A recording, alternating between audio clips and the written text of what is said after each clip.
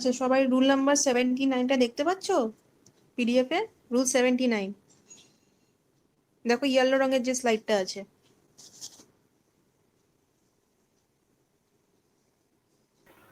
হ্যাঁ ম্যাম, পেয়েছি।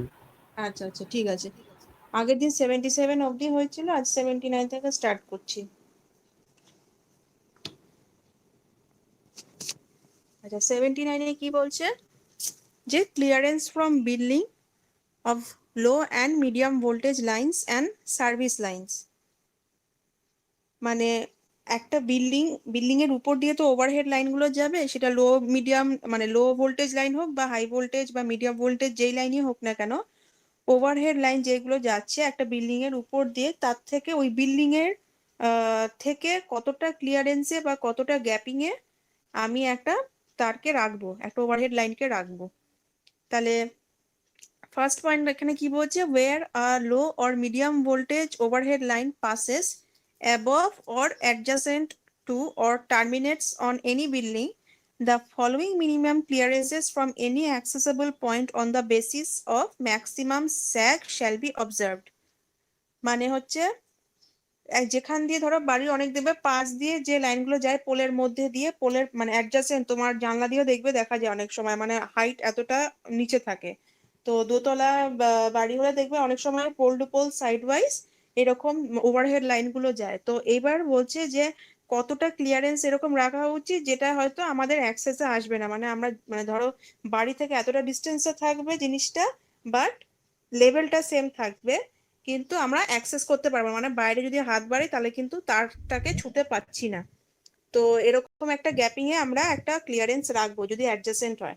তো সেখানে আরো কি কি পয়েন্ট আছে, for any flat roof, open balcony, veranda roof and lean to roof. মানে ধরো যেগুলো আমাদের মাথার উপর দিয়ে যাচ্ছে, বা এমন কিছু লাইন্স আছে ওভারহেড লাইন যেগুলো হয়তো মানে একদম ছাদের মাথায় মাথায়, ঠিক আছে, সেইগুলোকে কতটা ক্লিয়ারেন্সে রাখবো যেখান থেকে আমরা মানে গ্যাপিংটা এতটা বেশি থাকবে যাতে জিনিসটা দেখাও যাবে, মানে আমরা দেখতে পাচ্ছি জিনিসটাকে বাট আমরা ধরতে পারছি না, মানে অ্যাক্সেস করতে পারছি না, we cannot touch the overhead line. ঠিক আছে, তো মিনিমাম একটা ক্লিয়ারেন্স রাখছি। when the line passes above the building, a vertical clearance of 2.5 meter from the highest point। তাহলে যদি আমার মানে ওভারহেড লাইনটা মানে অ্যাডজাসেন্ট না হয়, যদি আমার বাড়ির অনেকটা উপরে হয়, ওভারহেড লাইনের ছাদের উপরে অনেকটা, মানে ধরো যেখানটা আমার পয়েন্ট শেষ হচ্ছে, বাড়ির যেখানটা হাইয়েস্ট পয়েন্ট শেষ হচ্ছে তার উপরে যদি ওভারহেড লাইন হয়, তাহলে কি কতটা ক্লিয়ারেন্স মিনিমাম রাখা উচিত, তাহলে 2.5 মিটার মতো একটা ক্লিয়ারেন্স থাকবে বাড়ির রুফ থেকে। ঠিক আছে। আচ্ছা, কে জয়েন করলে? রোহন আর বিশ্বজিৎ। এক সেকেন্ড, আমি এটা নিয়ে নিই অ্যাটেন্ডেন্সটা।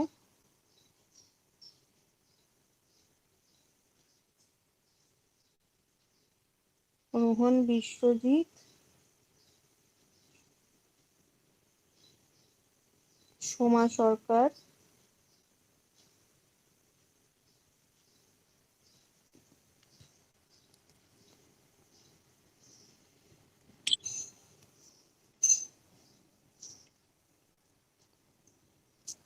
হুম।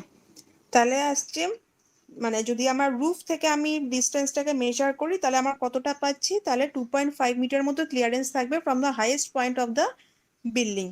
আচ্ছা, নেক্সট হচ্ছে when the line passes adjacent to the building, a horizontal clearance of 1.2 meter from the nearest point। তাহলে যদি আমার বাড়ির যেটা বললাম যে অ্যাডজাসেন্ট বা হরিজন্টালি লাইনটা পাস করে, যে একদম মানে লেভেল ওয়াইজ বিল্ডিং এর লেভেল ওয়াইজ যদি অ্যাডজাসেন্ট ওয়েতে আমার ওভারহেড লাইনটা পাস করে, তাহলে সেটার মিনিমাম ক্লিয়ারেন্স কতটা হবে আমার ওই বাড়িটার থেকে? 1.2 মিটার। আচ্ছা, আর নেক্সট আরেকটা পয়েন্ট আসছে ফর পিচড রুফ, যেগুলো পিচ করা যে রুফগুলো থাকে ওটার ক্ষেত্রেও সেম ক্লিয়ারেন্স থাকবে। when the line passes above the building, vertical clearance থাকছে কত আমার? 2.5 metre immediately under the lines, and when the line passes adjacent to the building, a horizontal clearance of 1.2 meters। তার মানে হচ্ছে সেটা আমার নর্মাল রুফ হোক বা পিচ রুফ যেটাই থাক না কেন, ভার্টিক্যাল ক্লিয়ারেন্স আমার ওভারহেড লাইনের সবসময় থাকবে 2.5 মিটার। আর অ্যাডজাসেন্ট ক্লিয়ারেন্স হ্যালো যেটা, হ্যাঁ হ্যাঁ ম্যাম, হ্যাঁ, বলছি যে প্রেজেন্টেশন দেখাচ্ছেন আপনি? প্রেজেন্টেশন আমি শো করছি না, আমি তোমাদের দেখো যে গুগল ক্লাসরুম লিংকটা দিয়েছি না, কারণ প্রেজেন্টেশন হুম শো হুম। করলে অনেক সময় স্ক্রিনটা কালো হয়ে যায়। তো যে দেখো তোমাদের আচ্ছা এটা দিয়েছি, হ্যাঁ হ্যাঁ, গুগল ক্লাসরুমে পিডিএফটা পুরো দেওয়া আছে পিপিটি, ঠিক আছে, ওখান থেকে পড়াচ্ছি আমি, যাতে তোমরা অ্যাক্সেস করতে পারো, দেখতে পারো, ঠিক আছে। Okay ma'am. আচ্ছা, হ্যাঁ হ্যাঁ, তাহলে হচ্ছে যেটা বললাম যে ভার্টিক্যাল ক্লিয়ারেন্স যেটা হচ্ছে রুফ থেকে আমার ভার্টিক্যাল ক্লিয়ারেন্স থাকছে, এটা মনে রাখবে, ভ্যালুটা হচ্ছে 2.5 মিটার। আর অ্যাডজাসেন্ট যেটা বিল্ডিং এর থাকছে ওভারহেড লাইনটা, সেটা হচ্ছে আমার হরাইজন্টালি অ্যাডজাসেন্ট বা প্যারালাল টু দ্য বিল্ডিং থাকছে আমার 1.2 মিটার ক্লিয়ারেন্স। আচ্ছা, এটা হয়ে গেল রুল নাম্বার 79। নেক্সট হচ্ছে rule number 80, clearance from buildings of high and extra high voltage. ও 79টা কিসের ছিল? 79টা ছিল হচ্ছে আমার তোমার লো আর মিডিয়াম ভোল্টেজের জন্য। রুল নাম্বার 80 হচ্ছে হাই আর এক্সট্রা হাই ভোল্টেজ লাইনসের জন্য। তাহলে যদি হাই বা এক্সট্রা হাই ভোল্টেজের জন্য হয়, তাহলে দেখো এখানে সেম ওয়েতে একই জিনিস মেনটেন করা হবে, শুধু এবার মিটারের রেঞ্জটা পাল্টে যাচ্ছে। তাহলে for a high voltage line up to and including 33 KV 3.7 metre, for extra high voltage 3.7 metre plus 0.30 meters for every additional 33 kV volt or part thereof। মানে ভার্টিক্যাল ক্লিয়ারেন্স যেটা হবে, vertical clearance above the highest point of building for extra high voltage কত রাখবো আমি? Minimum 3.7 metre, ঠিক আছে। For high voltage লাগবে 3.7 metre, আর যদি এক্সট্রা হাই ভোল্টেজ হয় 3.7 মিটার থাকবে, তার সাথে অ্যাডিশনাল কত মিটার অ্যাড করতে পারি আমরা? 0.30 মিটার, ঠিক আছে, যদি ইনকেস আমার ভোল্টেজ রেঞ্জটা বাড়ে 33 কেবির উপরে যদি বাড়ে, তাহলে আমি 0.30 মিটার আরো এক্সট্রা অ্যাডিশনাল অ্যাড করতে পারি। আচ্ছা, হরাইজন্টাল ক্লিয়ারেন্স আমি কত রাখতে পারি? Horizontal clearance between nearest conductor any part of such building on the maximum, মানে ধরো ডিফ্লেকশনের জন্য হাই ভোল্টেজের ক্ষেত্রে রাখতে পারছি আমি horizontal clearance for 11 KV line 1.2 meter. আর যদি high voltage line above 11 KV হয় আর আপ টু 33 কেভি হয়, ঠিক আছে, 11 কেভির উপরে কিন্তু লিমিটেড হচ্ছে 33 কেভির মধ্যে, তাহলে 2 মিটার্স। আর এক্সট্রা হাই ভোল্টেজের ক্ষেত্রে আমার হচ্ছে 2 metre plus 0.3 metre for every additional 33 KV volts for part thereof. মানে যদি 33 কেভি লিমিট ক্রস করে যায়, ঠিক আছে, হাই ভোল্টেজের মানে এক্সট্রা হাই ভোল্টেজের জন্য, তাহলে আরো এক্সট্রা 0.3 মিটার অ্যাড আপ করতে পারি 2 মিটারের সাথে। তাহলে এটা হয়ে যাচ্ছে আমাদের হাই আর এক্সট্রা হাই ভোল্টেজের রেঞ্জটা। আর আগের রুল নাম্বার 79 হচ্ছে আমার লো আর মিডিয়াম ভোল্টেজের জন্য। আচ্ছা, নেক্সট হচ্ছে আমার রুল নাম্বার 81। আচ্ছা, কন্ডাক্টরস at different voltages on same support. মানে সেম সাপোর্টে আমি যদি ডিফারেন্ট রেটেড বা ডিফারেন্ট ভ্যালুর কন্ডাক্টরকে আমি লাগাই, তাহলে কি হবে? তাহলে where conductors forming parts of system at different voltages are erected on the same support, the owner shall make adequate provision to guard against danger to linesmen and others from the lower voltage system being charged above its normal working voltage by leakage from or contact with the higher voltage for system, and the methods of construction and the clearances between the conductors of the two systems shall be subject to prior approval of the inspector। মানে কি বলতে চাইছে যে আমার যে একটা support আছে, যে কোনো একটা মেকানিক্যাল পার্টিকুলার যে সাপোর্টের মধ্যে দিয়ে আমি ওভারহেড লাইনটাকে কনস্ট্রাক্ট করছি, এবার সাপোজ আমি ওখানে যে কন্ডাক্টর গুলোকে ইনস্টল করছি, ওই কন্ডাক্টর গুলো কি হচ্ছে, সাপোজ ফার্স্ট কন্ডাক্টর যেটা, সেটা সাপোজ 11 কেভি লাইন টানছে, সেকেন্ড কন্ডাক্টর অন্য একটা ভ্যালু লাইন টানছে, তাহলে এরকম যে ভ্যারিয়েশন হয়ে যাচ্ছে ভোল্টেজের জন্য, তো different line different voltage carry করছে।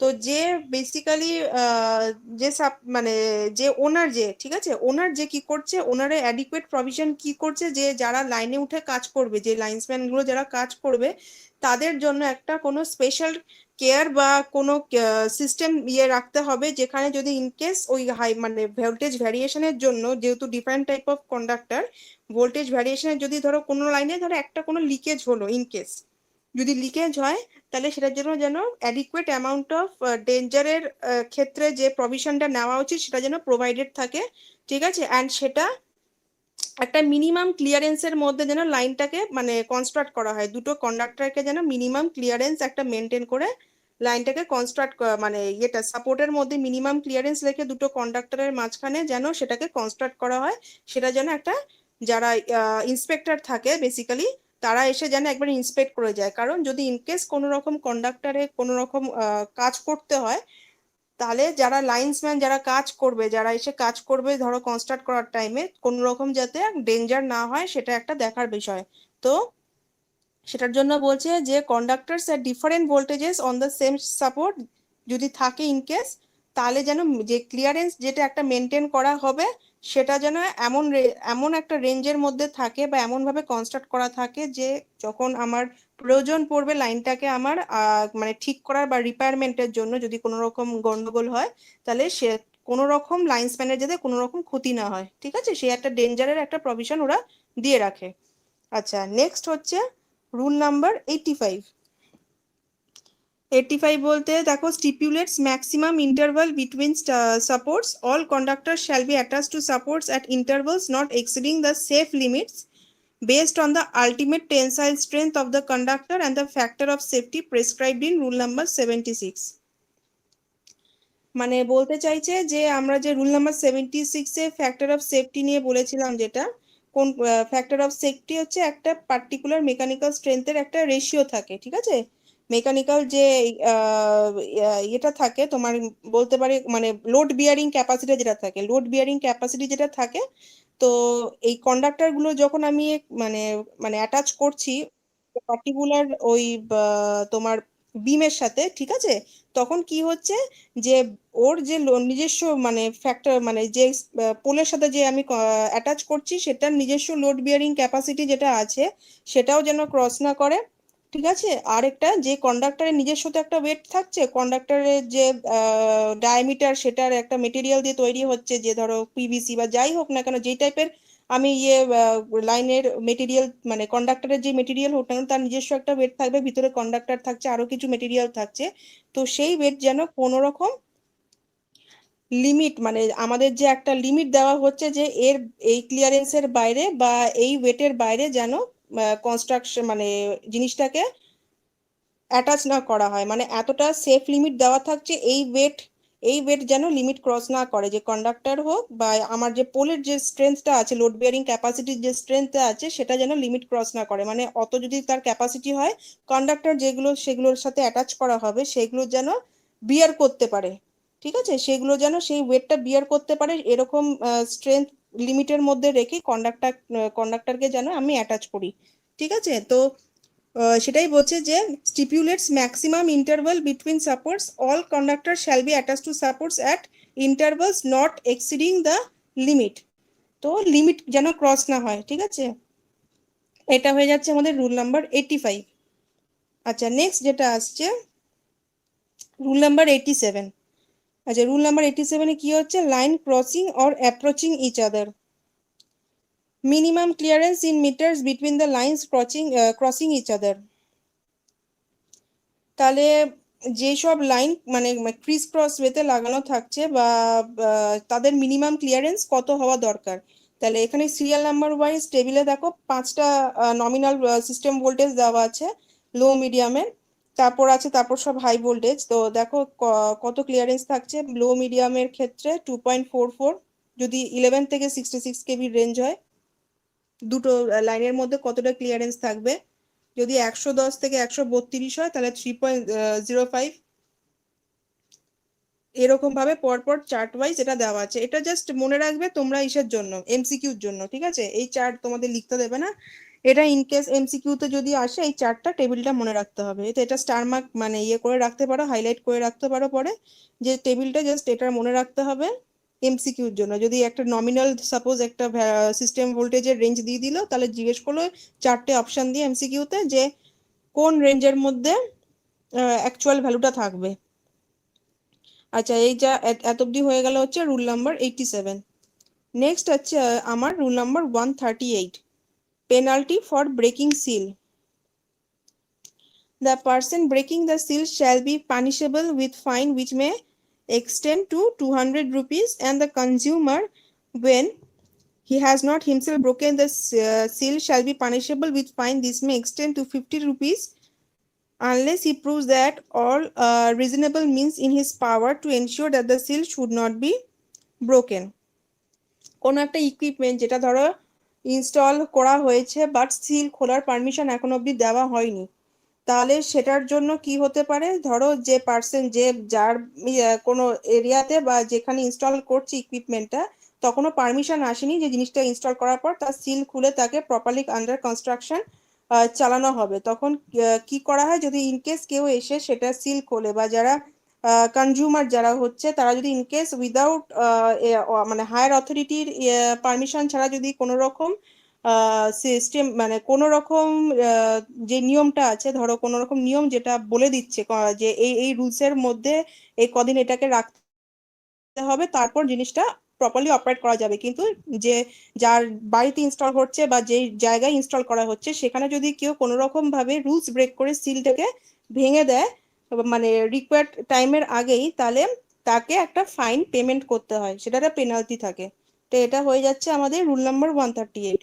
আর রুল 138 এই কি, penalty for breaking rule 44A, where in contravention of rule 44A any person is responsible for the generation, transformation, transmission, conversion, distribution, supply or use of energy fails to report to the inspector and other authorities concerned the occurrence of accidents, such person shall be punishable with fine which may extend to 300 rupees। মানে বলছে যে ধরো যে সিলটা খুলে দিল, ঠিক আছে, বা যেখানে ট্রান্সমিশন বা কনভার্সন হচ্ছে কোনো রকম পাওয়ারের বা ডিস্ট্রিবিউশন যেসব জায়গায় হচ্ছে, ইন কেস যদি কোনো রকম ইন্সপেক্টর বা হায়ার অথরিটির পারমিশন ছাড়া যদি মানে পেনাল্টি রুলস ব্রেক করা হচ্ছে, ঠিক আছে, অ্যান্ড সেটার জন্য যদি কোনো রকম অ্যাক্সিডেন্ট হয়, তাহলে যার জন্য অ্যাক্সিডেন্টটা হচ্ছে তাকে অন্তত মানে মিনিমাম পেনাল্টি 300 রুপিস দিতে হতে পারে। তো ওটা হয়ে যাচ্ছে rule 138 goes for penalty case. ঠিক আছে, 138 আর 138A। আচ্ছা, রুল 139এও কি আসছে, penalty for breaking rule number 45। এবার রুল নাম্বার 45-এ দেখবে কি আছে, 45-এ দেখার পর দেখবে under the supervision of a person holding a certificate of competency issued by the state government under that rule and in the absence of any applicable exemption under the provision to sub-rule of that rule by an electrical contractor licensed by the state government in this behalf, the consumer, owner or occupier, the contractor, if any, or the person through the work is being or was carried out and person under whose immediate supervision of the work is being carried out shall be punishable with fine which may extend to 300 rupees। একই বলছে যে rule number 45 যদি in case কোনো রকম ভাবে break করা হয়, তাহলে যারা প্রেজেন্ট থাকছে সেই জায়গায়, be it the consumer, owner, occupier, contractor, যারা ওখানে কাজ করেছিল, তারা যদি ইনকেস সামনে থেকে দেখছে যে রুল নাম্বার 45-এর কোনো রকম রুল ব্রেক করা হচ্ছে, তাহলে তাদেরকেও সেটার ক্ষেত্রে একটা ফাইন দিতে হতে পারে, and that may extend up to 300 rupees. সেটা মনে রাখলে হবে, এটা অতটা ইম্পর্টেন্ট নয়। মানে রুল 138 আর 139 হচ্ছে কোন কোন রুলের জন্য পেনাল্টি হচ্ছে সেটা খালি মনে রাখবে। রুল 138 হয়ে যাচ্ছে আমাদের 44A, রুল 139 হচ্ছে রুল নাম্বার 45 এর জন্য পেনাল্টি। রুল 140 আসছে দেখো, রুল 82 এর জন্য, রুল 82 এর জন্য যে পেনাল্টি হবে সেটার ক্ষেত্রে রুল 82টা দেখবে কি আছে, তাহলে penalty for breaking rule 82 where no notice is given under rule 82 or the amount of estimate as demanded under rule 82 is not deposited, both the person proposing and the contractor engaged for erecting a new building or structure, whether permanent or temporary, or making in or upon any building or structure any permanent or temporary additions or alterations, shall be deemed to have committed a breach of rule and shall be punishable with a fine which may extend to 300 rupees। Rule 82 break করলেও same জিনিস হচ্ছে, 300 rupees fine করতে হচ্ছে। আর if any ma'am person, হ্যাঁ হ্যাঁ, ma'am rule 82টা তো ma'am এখানে দেখতে পাচ্ছি না ম্যাম। রুল 82 কি দেওয়া আছে? আমি ওই জন্যই জিজ্ঞেস করছি যে রুল না ম্যাম 82টা নেই। নেই তো? নেই ম্যাম। নেই তো, ঠিক আছে ঠিক না আছে, ম্যাম। কোনো অসুবিধা নেই, ঠিক আছে, কোনো অসুবিধা নেই। জাস্ট মনে রাখবে পেনাল্টির যে যে ইয়েগুলো কভার আপ হচ্ছে, যে রুল নাম্বার গুলো, ঠিক আছে, ওই তোমাদের ধরো এখানে রুল 82 বা 44 কিছু দেওয়া, যদি 44 আর 45টা বোধহয় দেওয়া আছে, 82 তো দেওয়া নেই, কিন্তু মানে 82 ব্রেক করার জন্য যে রুলটা ইয়ে করা হচ্ছে পেনাল্টি, সেই রুল নাম্বারটা মনে রাখবে, তাহলেই হবে। দেওয়া নেই যখন, অসুবিধা কিচ্ছু নেই, তোমাদের এটা যতটা ইয়ে স্ট্যাটিউটারি রুলস এর মধ্যে যতটা ছিল আমি সেটা প্রোভাইড করে দিচ্ছি। 82 মেনশন করা নেই মানে সেটা তোমাদের 82 এর সিলেবাসে নেই, ঠিক আছে? আচ্ছা। ওকে ম্যাম, ঠিক আছে। হুম। তাহলে হচ্ছে এগুলো পেনাল্টির জন্য বলে হয়তো বেশি আর ইয়ে করেনি, ডিটেলসে এত যায়নি। আচ্ছা, নেক্সট হচ্ছে if any person commences or continues any work in contravention of rule number 82 in or upon such building, structure, flood bank, road, or carries out addition or alteration thereto, the person contravening the same shall be punishable with a fine which may extend to 300 rupees. In addition to this, the supplier shall be obtaining shall after obtaining the concurrence of the inspector discontinue the supply if any to such building, structure, flood। মানে বলতে চাইছে যে ধরো যেখানে আমার কোনো রকম construction site ধরো, আহ, মানে যারা কাজ করছে, ঠিক আছে, যারা কাজ করছে ধরো কোনো রকম ফ্লাড ব্যাংক বা যেই সব জায়গায় রোড বলো বা বিল্ডিং এ যেখানে কনস্ট্রাকশন সাইটে একটা মানুষ কাজ করছে, তো এইবার ধরো যার কন্ট্রাক্টরের মানে যার আন্ডারে কাজ করছে যে, তো কি করছে, তো সে আর যে সাপ্লায়ার যে আছে আর কন্ট্রাক্টর আন্ডারে যে কাজ করছে, তো তারা যে রুলটা সেট করে দিচ্ছে ফর দ্যাট পার্টিকুলার একটা রুটিন শিডিউল করে দেয় যে এই জায়গায় এই কনস্ট্রাকশনের এরিয়াতে এরকম প্রবলেমস আছে, এই রুলগুলো ফলো করে যেন কাজগুলো করা হয়। তো যদি তারা ইনকেস কোনো রকম রুল ব্রেক করে যারা কাজ করছে, তখন কি করতে হয়, তাদেরকে একটা পেনাল্টি অ্যামাউন্ট দিতে হয়, তো ফাইন অ্যামাউন্ট দিতে হয়, সেটা অলমোস্ট ইকুয়াল টু 300 রুপিস। এইটুকু মনে রাখলেই হবে, ঠিক আছে? তাহলে আমাদের কোন কোন রুলগুলো পেনাল্টির আন্ডারে চলে এলো, 138, 139 আর 140। আর 140-র আরেকটা পার্ট আছে, সেটাও লাস্ট যাবে হচ্ছে পেনাল্টির আন্ডারে।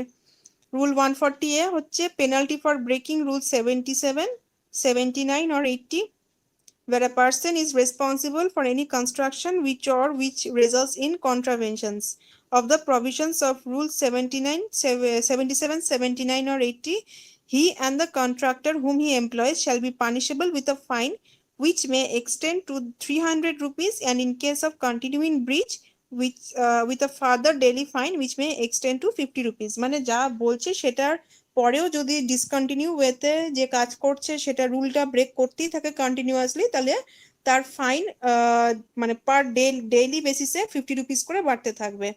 তাহলে এটা হয়ে যাচ্ছে রুল নাম্বার 140A।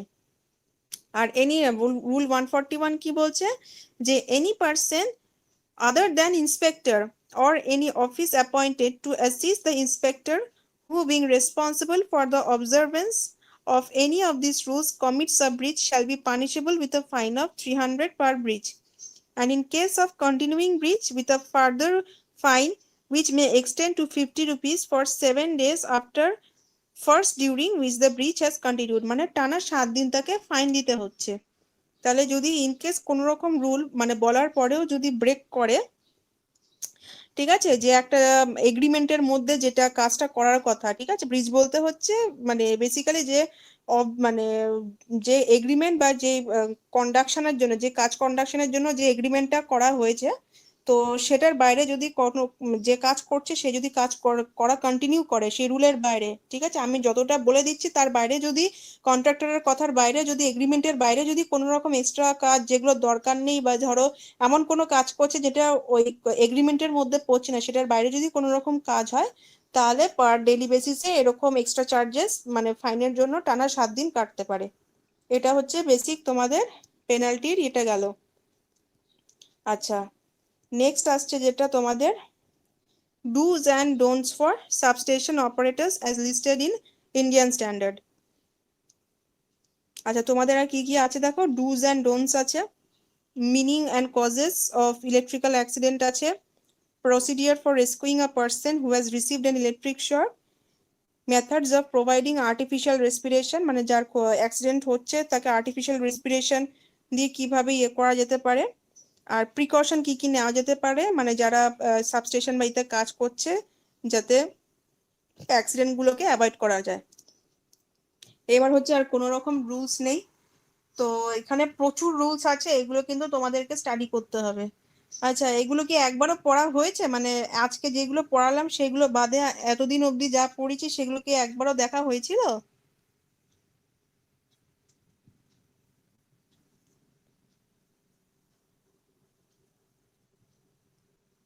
একবারও কি চোখ বোলানো হয়েছিল ম্যাম রুল 32 অব্দি পড়েছিলাম। আচ্ছা, 32 অবধি পড়েছিলে তো? এবার কষ্ট করে তোমাদেরকে আবার রুল 141 অবধি পড়তে হবে, এটা একটু মনে রাখতে হবে। মানে মুখস্থ করার কিছু ব্যাপার নেই, জাস্ট এগুলো হচ্ছে। ম্যাম ম্যাম বলছি যে শুনলে শুধু পেনাল্টি দিতে হবে, কোনো পানিশমেন্ট এমন কোনো রুলস আছে? না, পানিশমেন্ট তোমাদেরকে আছে? সিলেবাসে দেখলাম শুধু পেনাল্টির এগুলোই দেওয়া আছে। মানে আইএস আচ্ছা রুল অনুযায়ী, আইএস স্ট্যাটিউটরি রেগুলেশন যেটা তোমাদের পার্টে আছে, সেখানে আমি কোনো রকম পানিশেবল বা অফেন্স কিছু সেরকম রুলস এর ইয়েতে পাইনি। তো পুরোটাই যেটা কভার আপ করা আছে পেনাল্টি। Okay ma'am. কারণ কন্টিনিউয়াস ধরো কাউকে যদি পেনাল্টি দিতে হচ্ছে, সে অটোমেটিক্যালি মানে একটা অ্যামাউন্ট, মানে যখন দেখছে একটা অ্যামাউন্ট অ্যাড আপ হতে থাকছে, সে অটোমেটিক্যালি 7 দিন পর কাজটা, মানে যে ভুল কাজটা করছিল বা এগ্রিমেন্টের বাইরে যে কাজটা করছিল সেটা অটোমেটিক করা বন্ধ করে দেবে।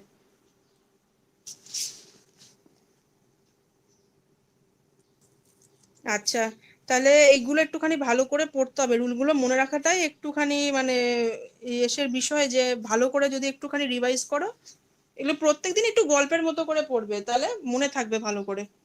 ঠিক আছে, মোটামুটি দেখে নাও কতগুলো, দেখো তো কাউন্ট করে রুলের, মানে রুলের জন্য কতগুলো পেজ আছে, রুলের জন্য পার্টিকুলারলি কতগুলো পেজ আছে, স্লাইড কটা আছে দেখো।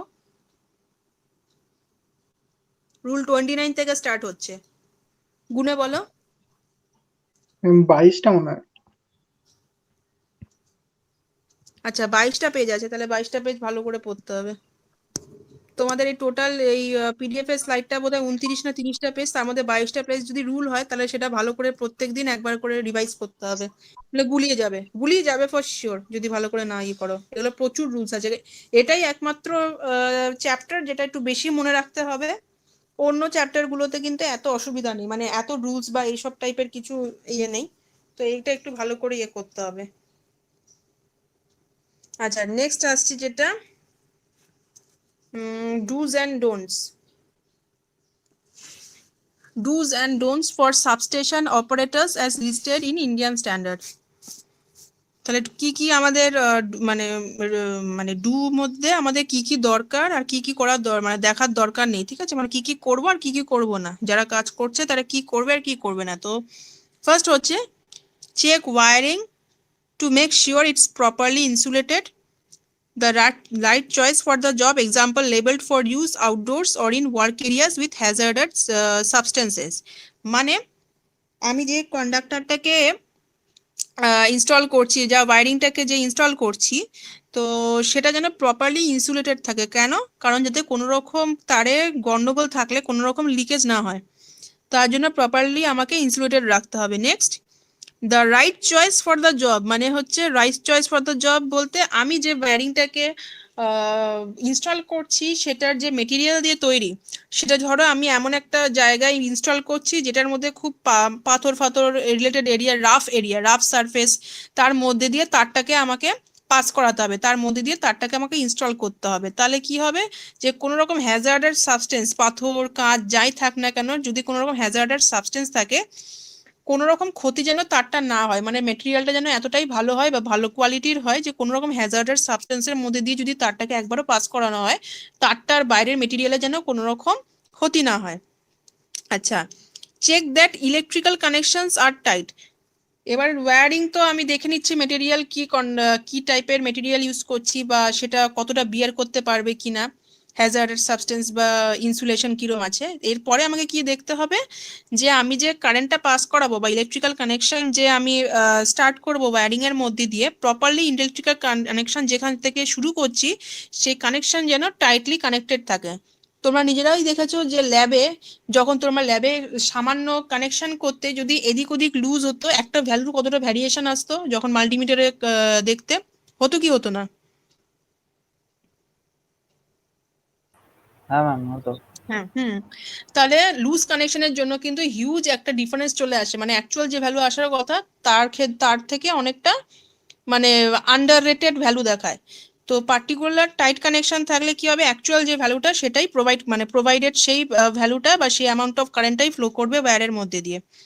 আচ্ছা, ম্যাচ প্লাগস অ্যান্ড আউটলেটস, মানে 3 prolonged plugs go in 3 prolonged outlets only, মানে 3 মানে মানে প্লাগ যে কন্ডাকশন প্লাগের যে কনস্ট্রাকশন থাকে, যে 3টে মুখ থাকে যেগুলো, যদি মানে 3 মুখওয়ালা প্লাগগুলো থাকে তাহলে সেই প্লাগ ম্যাচিং করে ইনপুটেও যেটা দেওয়া হবে আউটপুটের ক্ষেত্রেও যেন সেটাই থাকে।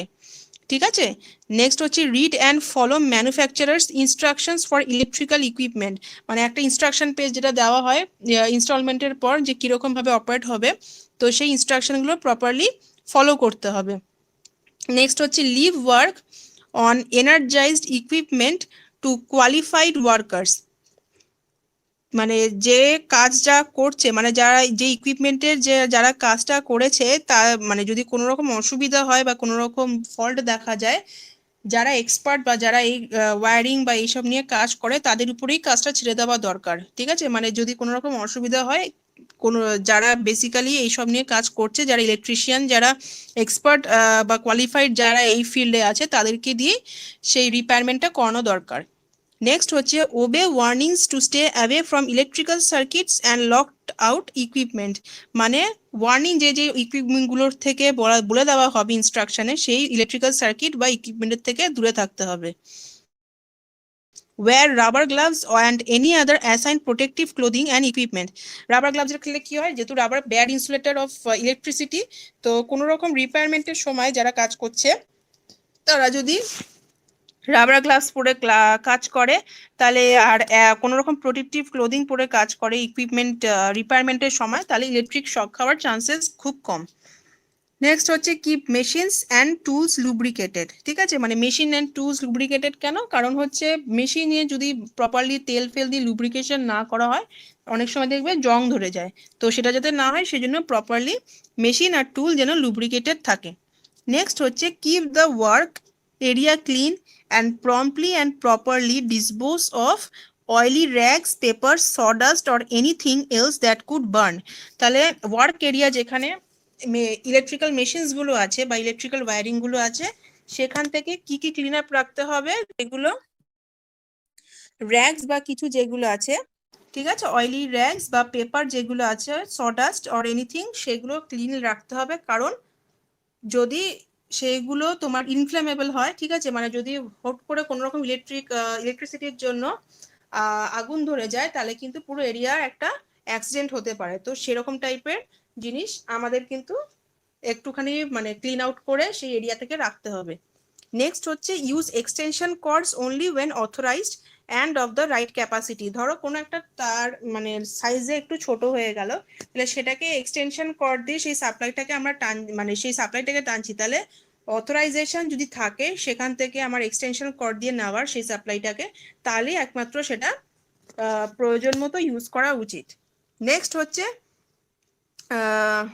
Keep electrical equipment clean, normal প্রত্যেকটা মেশিন যতটা ইকুইপমেন্ট ক্লিন রাখা যাবে তত ভালো লাইফ পাবো সেই ইকুইপমেন্ট থেকে, লাইফ অফ সার্ভিস বেড়ে যায়। Inspect electrical tools before each use, তাহলে এক একটা ইলেকট্রিক টুল যেটা ইনস্টল করা হচ্ছে সেটা একবার ইন্সপেকশন করে নেওয়া উচিত যে প্রপারলি যেটা ইনস্টল করা হচ্ছে সেটা সেরকম পারফরমেন্স বা অপারেশন সেরকম ভাবে দিচ্ছে কিনা, বেসিক যে আউটপুটটা পাওয়া দরকার মেজারমেন্ট করার পর সেটা দেখা যাচ্ছে যে সেই অ্যাকচুয়াল আউটপুট পাচ্ছি কিনা বা তার থেকে কম পাচ্ছি কিনা, একবার ইন্সপেক্ট করে নেওয়া উচিত যে quality of the equipment is good or bad. তারপর হচ্ছে report any electrical tool equipment or wire problem immediately, যদি কোনো রকম wire related electrical appliance related যদি কোনো রকম প্রবলেম অ্যারাইজ করে ইমিডিয়েটলি আমাদের নিয়ার বাই স্টেট যে ইলেকট্রিসিটি বোর্ডে তাদের লোকদের খবর দেওয়া উচিত যে আমার ইকুইপমেন্টে গন্ডগোল হচ্ছে। তাহলে এইগুলো হচ্ছে ডুজ, ইজ আ মাস্ট, ঠিক আছে, মাস্ট উই শুড ডু যদি এইগুলো আমাদের ইতে পড়ে, ঠিক আছে। নেক্সট হচ্ছে don't overload motors, circuits or outlets, run cords along the floor, use temporary wiring, মানে হচ্ছে ওভারলোডেড মোটর বা সার্কিট বা আউটলেট কখনোই ব্যবহার করা উচিত না, বা যেসব ওয়্যার যেগুলো আমরা থাকছে সেগুলো মানে একদম ডিরেক্ট মাটির উপর দিয়ে মানে যেখানে মানে পা মারিয়ে যে চলে যেতে পারে সেরকম ভাবে রাখা উচিত না, ঠিক আছে? মানে ওপেনলি কোনো ইলেকট্রিক্যাল ইকুইপমেন্ট রাখা উচিত না, যেটা মানে সব সময় মানে হাঁটাচলা করার সময় সেটা একটা হাত পা লাগতে পারে। আর টেম্পোরারি ওয়্যারিং কিছু ইউজ করা উচিত না, মানে এমন ফিক্সড ওয়্যারিংই ইউজ করব, কারণ হচ্ছে সবসময় যাতে একদম মানে অ্যাকচুয়ালি যেরকম ভাবে ফিক্স করে রাখা দরকার একটা পার্টিকুলার ওয়্যার, মানে সেই ওয়্যারটা পার্টিকুলার সেইটুকু কাজের জন্যই ব্যবহার করা হবে, টেম্পোরারি ওয়েতে সেটাকে ব্যবহার করা উচিত নয়। নেক্সট হচ্ছে put anything but a plug into an electrical outlet. একটা প্লাগ সবসময় একটা ইলেকট্রিক্যাল আউটলেটের সাথে থাকে।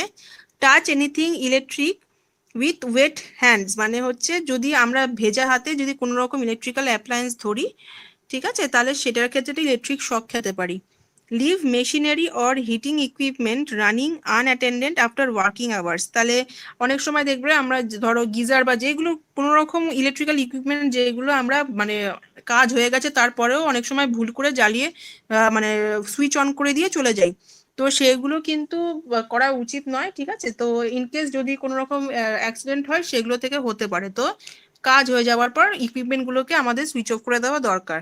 Late cords get twisted or tangle, মানে দেখবে অনেক সময় অনেক জায়গায় তার জড়িয়ে থাকে, ঠিক আছে, মানে অনেকগুলো তার একসাথে জড়িয়ে আছে পেঁচিয়ে আছে, তো সেইগুলোর ক্ষেত্রে কিন্তু ওটা খুব হ্যাজার্ডাস। ইনকেস যদি কোনো একটা তার ইনকেস লিকেজ হয়ে যায় তাহলে পুরো সার্কিটটা কিন্তু এফেক্টেড হতে পারে, মানে যে টাচ করবে সে কিন্তু ইলেকট্রিক শক খেতে পারে। Get closer than 10 feet to a power line if you are an unqualified employee. তাহলে 10 ফিটের মধ্যে, ঠিক আছে, 10 ফিটের মধ্যে একটা পাওয়ার লাইনের কাছাকাছি কোনো রকম ভাবেই যাওয়া উচিত না যদি আমি একটা নিজে কোনো আনকোয়ালিফাইড এমপ্লয়ি হই, মানে যা ইলেকট্রিক মানে এই ফিল্ডে যার কোনো রকম আইডিয়া নেই। তাহলে reach blindly into a space that may contain energised equipment. তাহলে কোনো রকম একটা এনার্জাইজড ইলেকট্রিক্যাল ইকুইপমেন্ট ইনস্টল করা আছে যেটার কাছাকাছি আমি যাচ্ছি, যেটা থেকে আমার ক্ষতি হতে পারে, ঠিক আছে, সেই বাউন্ডারি এরিয়ার ভিতরে আমার যাওয়া উচিত নয়, সেই স্পেসটা আমাদের মেনটেন করা উচিত। Wear metal jewellery when working with electrical appliances. তো যখন আমি ইলেকট্রিক্যাল কোনো অ্যাপ্লায়েন্স নিয়ে কাজ করছি তখন আমি এমন কোনো মেটাল বা জুয়েলারি পরবো না যেটা আমার ইলেকট্রিক শক খাওয়ার চান্সেসটা বেড়ে যেতে পারে। তো আমি মেটাল জুয়েলারি বা এসব পরে আমি যখন ইলেকট্রিক্যাল অ্যাপ্লায়েন্সের কাজ করছি সেগুলোকে অ্যাভয়েড করবো করা। Use power tool that smoke spark smells or shocks. তাহলে একটা পাওয়ার টুল আমি রাখবো, ঠিক আছে, মানে পাওয়ার টুল যেগুলো ধরো মানে কোনো রকম স্মোক বা স্পার্ক ক্রিয়েট করতে পারে বা কোনো রকম পোড়া গন্ধ আসতে পারে বা কোনো রকম ইলেকট্রিক শক জেনারেট করতে পারে, সেরকম পাওয়ার টুল একটা রাখবো যাতে আমার এই জিনিসগুলো মানে স্পার্ক বা স্মেল বা শক যেগুলো হতে পারে তো সেইগুলো যাতে অ্যাভয়েড করা যেতে পারে। তো এগুলো হয়ে যাচ্ছে আমার ডোন্টস এর আন্ডারে। তাহলে এগুলো হয়ে যাচ্ছে ডুজ আর ডোন্টস, এগুলো জাস্ট একবার চোখ বুলিয়ে নেবে, এগুলো নিজেরাই লিখতে পারবে। নেক্সট যেটা আসছে, meaning and causes of electrical accidents, factors on which severity of shock depends. তাহলে কোন কোন কজের উপর একটা ইলেকট্রিক্যাল অ্যাক্সিডেন্ট হতে পারে সেটা হচ্ছে electric shock occurs upon contact of a human body part with any source of electricity that causes a sufficient current through the skin, muscles or hair. Typically, the expression is used to describe an injurious exposure to electricity.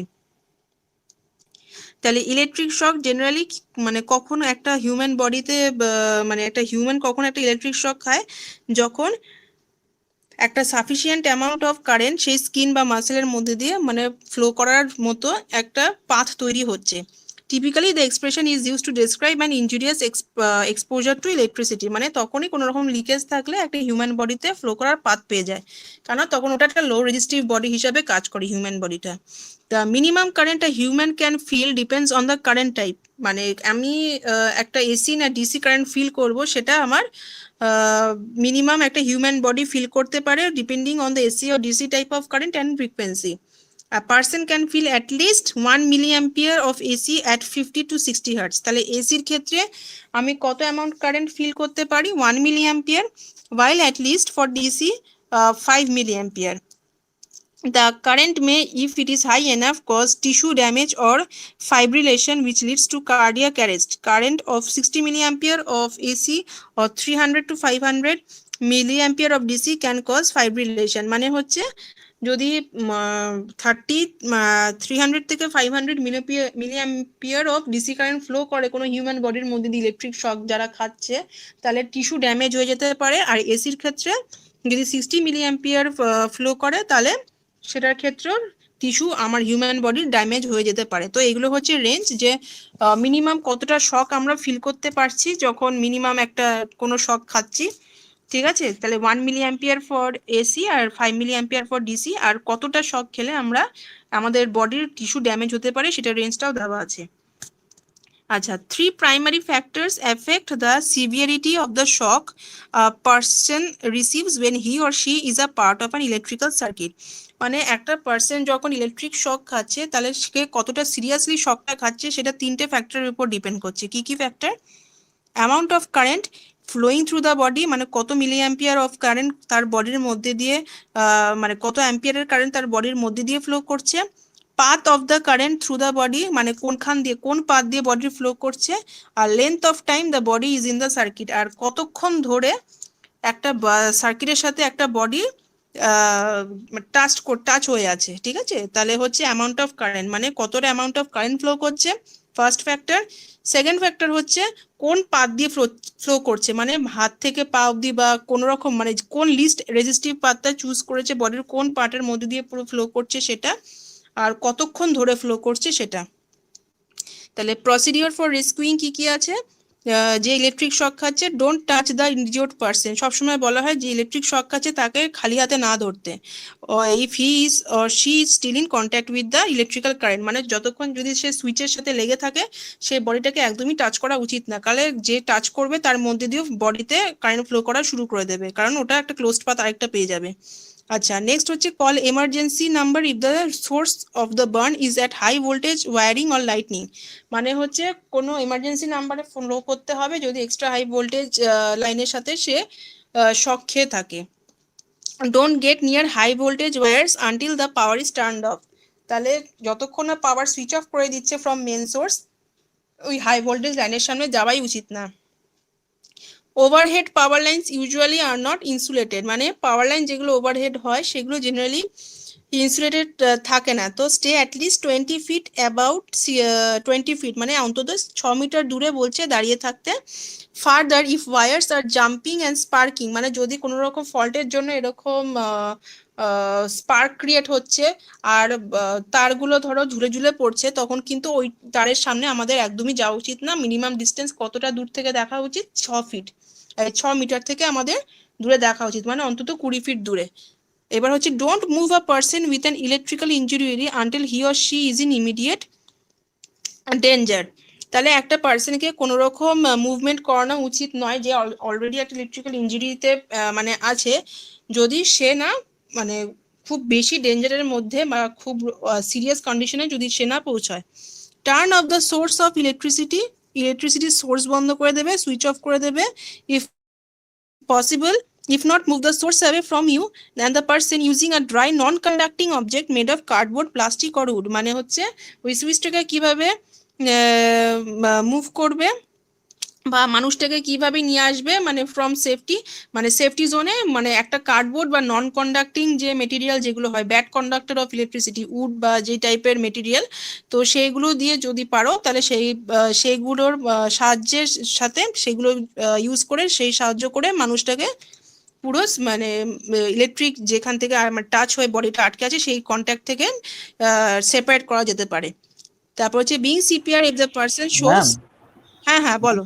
Ma'am এখানে এই যে একটা line আছে না, don't move a person with an electrical injury unless he or she is in immediate danger, ma'am ওটার মানেটা একটু বুঝলাম না, একবার বলবেন? মানে ধরো ইলেকট্রিক্যাল ইনজুরি অনেক সময় দেখবো হালকা অজ্ঞান হয়ে যায়, তো তো বলছে মানে ওই যে আমরা আমরা কি হয় মানে কি উত্তর না দিলেও ইনকেস যদি কি অজ্ঞান হয়ে যায় আমরা ঝাঁকাই মানুষটাকে, তাই তো, মানে ইসের জন্য, রেসপন্সের জন্য। তো সেটাই বলছে কোনো রকম রেসপন্সের জন্য যাতে কোনো রকম বডির মুভমেন্ট না হয়, মানে কেউ যেন এরকম ভাবে না ডাকে যে শুনতে পাচ্ছিস কিনা, মানে এই জিনিসটা যেন না হয়, ঠিক আছে? কারণ সে বডিটার মধ্যে যে কারেন্টটা ফ্লো করেছে বা ইয়ে করেছে, ভিতরে একটা ভাইব্রেশন হালকা ফিল হতে থাকে, ঠিক আছে? তো সেটা আস্তে আস্তে নিজে থেকেই চলে যায়। তো সেটা যাতে মানে সেই টাইমে যাতে কোনো রকম বডির মুভমেন্ট না হয়, ঠিক আছে? তো সেই টাইমটা যাতে, হ্যাঁ মানে সেই টাইমটা যেন পুরো একদম মানে সাউন্ড স্লিপ যেরকম মানে যেরকম হচ্ছে সেই ওয়েতে বডিটা থাকে, অটোমেটিক্যালি জ্ঞান ফিরে আসে, মানে সেই টাইমে কোনো রকম মুভমেন্ট করা উচিতই না, ঠিক আছে? তো এটা হয়ে যাচ্ছে, হ্যাঁ হ্যাঁ। তো এবার হচ্ছে if being CPR, if the person shows no sign of circulation such as breathing, coughing or movement, try to prevent the injured person from becoming chilled. মানে যদি ইন কেস শরীর দেখো যে ঠান্ডা হয়ে যাচ্ছে, যে বডিটা ইলেকট্রিক শক খেয়েছে, তাহলে তোমরা কি করবে তখন, বডিটা যাতে ওয়ার্ম আপ থাকে, যাতে বডি ঠান্ডা না হয়ে যায় সেরকম কিছু প্রিকশনস নিতে থাকবে। Apply a bandage, cover any burned areas with sterile gauze or bandage if available, or a clean cloth. Don't use a blanket or towel because loose fibers can stick to the burns. তার মানে হচ্ছে যে বলছে যে blanket বা towel দিয়ে না মুড়তে, কারণ যে জায়গাগুলো ধরো ইলেকট্রিক শকের জন্য পুড়ে গেছে তো সেখানে ফাইবার গুলো আটকে যেতে পারে লুজ ফাইবার থাকলে, আর স্টেরাইল গজ বা ব্যান্ডেজ দিয়ে জায়গাগুলোকে বলছে মুড়ে দিতে। এটা হয়ে যাচ্ছে প্রসিডিওর ফর রেস্কিউইং দ্য পারসন। আচ্ছা স্যার বলছি যে কোনো বডি যদি শক খেলো তো সেখানে গরম করার জন্য কি কি ব্যবস্থা নিতে হবে? মানে ওই যে দেখবে অনেক সময় দেখবে পায়ের তলায় দেখবে ইয়ে করে না, রাবিং করে যে হাত দিয়ে, হ্যাঁ হ্যাঁ পায়ের তলায় যে রাবিং করে সেটা অনেক সময় মানে আর্টিফিশিয়াল রেসপিরেশন দেয়, বডি ঠান্ডা হয়ে গেলে আর্টিফিশিয়াল মুখ দিয়ে রেসপিরেশন দেয়। তো সেটা একটা স্টেপ, আর এটা হচ্ছে পায়ের তলায় জেনারেলি ওয়ার্ম আপ করে, হাত বা পায়ের তলায় করে ওয়ার্ম আপ করে, ঠিক আছে? আচ্ছা এবার হচ্ছে মেথডস অফ প্রোভাইডিং, একটুখানি বিশ্বজিৎ একটু অডিওটা অফ করাটা, হ্যাঁ সাউন্ড আসছিল। আচ্ছা methods of providing artificial respiration অনেকগুলো আছে প্রসিডিওর, ঠিক আছে? ম্যানুয়াল মেথডের মধ্যে এই স্যাফার্স মেথড, সিভিলস্টার্স মেথড, ঠিক আছে? এগুলো যারা মানে এক্সপার্ট হয় তারা এই মেথডগুলো জানে, ঠিক আছে? যারা রেস্কিউ এর লাইনে থাকে, রেস্কিউ ডিপার্টমেন্ট যাদের থাকে তারা এই প্রসিডিওরগুলো জানে। তোমরা জাস্ট প্রসিডিওর বা মেথডের নামগুলো জানলেই হবে, তোমাদের কোনটার কি কাজ এইগুলো তোমাদের নেই, ঠিক আছে? জাস্ট এই দেখো 7-8টা যে প্রসিডিওর বা মেথডগুলোর নাম আছে সেইগুলো জাস্ট মনে রাখবে। আচ্ছা লাস্ট হচ্ছে যেটা precautions to be taken to avoid fire due to electrical reasons. তাহলে প্রিকশন কি কি নিচ্ছি, একটা তো বললাম যে যত সুইচ আছে সেগুলোকে ডিসকানেক্ট করে দেওয়া, বা যে প্লাগগুলো ওই মেন সুইচের সাথে কানেক্টেড, মেন সুইচ থেকে আমরা পাওয়ার সাপ্লাইটা অফ করে দেবো। Never break off the third prong on a plug to plug it into a 2-pronged outlet. মানে কোনো রকম 3 প্লাগ যে ওয়্যারগুলোতে কাজ হতে পারে সেগুলো কখনো 2 ওয়্যারিং দিয়ে কানেক্ট করা উচিত নয়। Replace 2-pronged outlets with 3-pronged outlets. Hold a plug securely to pull it from the ওয়াল। মানে যখন আমরা অনেক সময় কি করি, প্লাগটাকে আনপ্লাগ করার সময় সুইচ থেকে, মানে সুইচ বন্ধ করে যখন প্লাগটাকে বার করতে থাকি আমরা হুট করে টেলে ফেলি, ঠিক আছে? বাট জেনারেলি নিয়ম কি, দেয়ালটাকে মানে প্লাগের পয়েন্ট মানে সাইডের বোর্ডটাকে আস্তে করে ধরে আস্তে আস্তে করে প্লাগটাকে বার করা। তো pulling on the cord can wear the cord out and increase the risk of a short circuit and electric shock or a fire. তাহলে কি হচ্ছে, যদি ওরকম ওয়েতে না আমরা প্লাগটাকে আনপ্লাগ করি তখন কি হয়, একটা শর্ট সার্কিট বা স্পার্ক জেনারেট হওয়ার একটা চান্সেস থেকে যায়। Use multi-outlet extenders, power bars and surge protectors sparingly. Otherwise, you can risk overloading a single circuit. তাহলে একটা সিঙ্গেল সার্কিটকে যদি অনেক রকম পাওয়ার বার বা সার্জ প্রোটেক্টর দিয়ে সাপোর্ট দেওয়া যায় তাহলে সেই সার্কিটটার উপরে অত ওভারলোডেড ওয়েতে মানে ফাংশন হয় না, তাহলে প্রপারলি সে নর্মাল কন্ডিশনের ফাংশন হতে পারে। Use extension chords temporarily. If you need the extra length more often speak to a certified electrician to install additional electrical outlet. মানে আমাকে যদি বারবার এক্সটেনশন কর্ড ইউজ করতে হয় আমার ইলেকট্রিশিয়ানের সাথে একটুখানি কনসাল্ট করে নেওয়া দরকার, যে ইনস্ট্রাকশন কর্ড যে ইউজ করছি মানে এই বেসিক যে কনস্ট্রাকশনটা আছে সেই লেন্থটা এসে আমার পার্টিকুলার আমার রিকোয়ার্ড এরিয়াতে যেখানে আমি কাজ করতে চাইছি সেখানে পৌঁছচ্ছে না, তাহলে সেটার জন্য আমার কি নেসেসারি স্টেপস দরকার, তো সেটা একটা এক্সপার্ট ইলেকট্রিশিয়ানের সাথেই আমার কথা বলে ঠিক করে নেওয়া উচিত। আচ্ছা, নেক্সট হচ্ছে অ্যাভয়েড রানিং ম্যাম ইলেকট্রিক্যাল। হ্যাঁ হ্যাঁ, বলো বলো বলো। বুঝলাম, যখন প্লাগটা বের করছি মানে ইয়ে থেকে, তখন কি ওটাতে সুইচ অফ করা থাকছে ম্যাম? তাহলে ওটা কারেন্ট ফ্লো করতে পারে? না হলে কি প্রবলেম হতে পারে সুইচ ওটা? সুইচ সুইচ অন করা অবস্থায় প্লাগ যদি বার করি, সুইচ ও অন আচ্ছা করা আচ্ছা অবস্থায়, আচ্ছা আচ্ছা, ঠিক ঠিক আছে। আছে। হ্যাঁ হ্যাঁ হ্যাঁ, ঠিক আছে।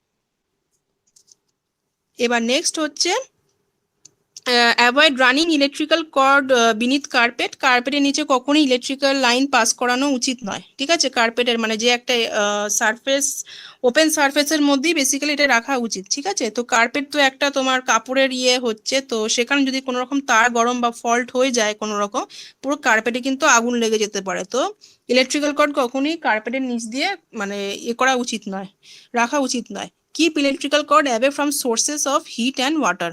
তো জলের, সবাই জানে জলে যদি ইলেকট্রিক কারেন্ট পড়ে, অনেক সময় দেখবে যে বৃষ্টির ক্ষেত্রে অনেক জায়গায় ফ্লাড, মানে যে জায়গায় জল জমে যাচ্ছে কোনো রকম ভাবে যদি তার ছিঁড়ে পড়ে, তাহলে ওয়াটার বিকামস দ্য মানে কন্ডাকশন পাথ ফর ইলেকট্রিসিটি। তো সেরকম জায়গায় কখনোই তার রাখা উচিত নয় যেখানে জল বা মানে বেশি গরম এরিয়াতে, ঠিক আছে। তাহলে কি হয়, মানে জল রাখলে কোনো রকম ফল্ট হলে তার ছিঁড়ে পড়লে ওয়াটারটা একটা কন্ডাকশনের মতো কাজ করবে, মানে ইলেকট্রিসিটি কন্ডাক্ট করা শুরু করবে। আর কোনো ওয়ার্ম মানে গরম জায়গাতে যদি আমি তার রাখি, তাহলে সেটার ক্ষেত্রে কি হতে পারে, তোমার যে মেটেরিয়াল, যে কন্ডাক্টরটা দিয়ে তৈরি আছে, কোনো রকম বেশি গরম হয়ে গেলে মেটেরিয়ালের ক্ষতি হতে পারে। ফলে কি হতে পারে, যে অ্যামাউন্ট অফ কারেন্ট ফ্লো করছে, এবার যদি ওয়ার্ম আপ হয় তারের কোনো রকম ক্ষতি হয়, লিকেজ হতে পারে। তো সেই রকম টাইপের এরিয়া থেকে আমাদের ইলেকট্রিক্যাল কর্ডগুলোকে একটু বাঁচিয়ে রাখা উচিত। তো এটা হয়ে যাচ্ছে তোমাদের প্রিকশনস। আচ্ছা, তোমাদের এর বাইরে আর কিছু নেই, এই চ্যাপ্টারে পুরো কমপ্লিট। তো এটা হচ্ছে মানে তোমাদের ইআইএমটি সাবজেক্টে পুরোটা যা যা পড়ালাম পুরো থিওরিটিক্যাল, ঠিক আছে। এখানে মুখস্থর মতো কিছু নেই, জাস্ট তোমরা ভালো করে পড়বে, ঠিক আছে।